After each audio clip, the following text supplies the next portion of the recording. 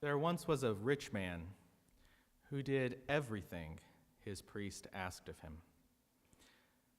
When the man was young, he started a small business, and with time he had significant success.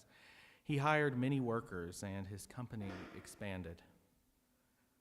One day, the rich man got a call from his banker. There were some interested investors, but he would have to expand even more. So the man got a new building with new technology, and he hired many more workers, but only part-time. You see, when someone only works 30 hours a week, you don't have to pay for their health insurance. Soon thereafter, the rich man got a call from his priest.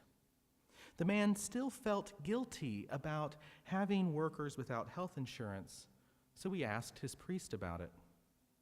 The priest said, "Well, it must be hard to run a small business today with healthcare costs skyrocketing. What can you do?"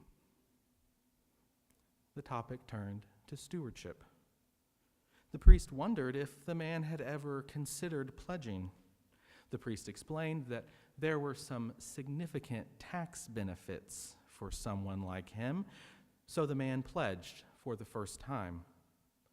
For the rest of his life, he never forgot to pay his monthly pledge. A few years later, the rich man got a call from his attorney. The state house would be considering a measure to raise the minimum wage progressively over the next 5 years, from $8 an hour to $15 an hour. Since the rich man's average frontline worker made between $9 and $10 an hour, he might want to make some calls and maybe threaten to pool some campaign donations.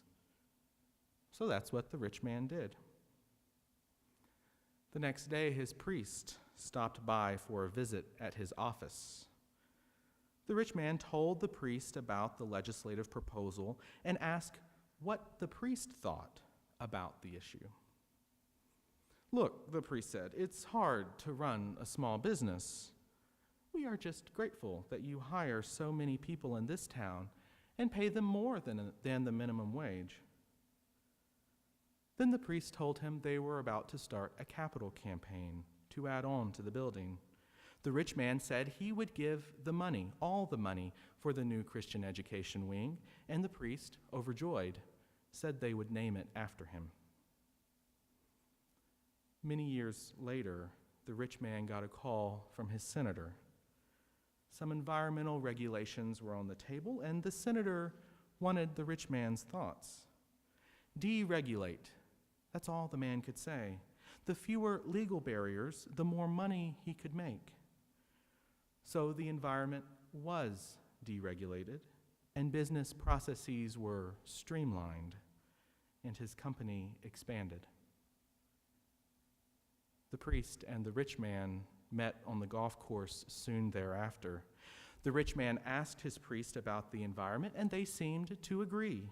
They were both worried about the environment, rising sea levels and temperatures, the uptick of once-in-a-century natural disasters.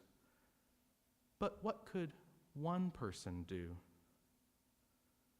Then the priest asked him if he had ever considered putting the church in his will.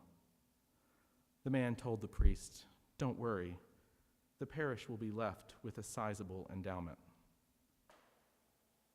Then the rich man died.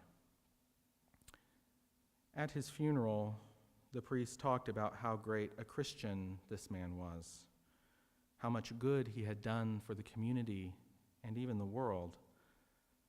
The priest bragged that the rich man always did whatever his priest asked him to do, and indeed, he had. And God looked at the priest and said, "You fool."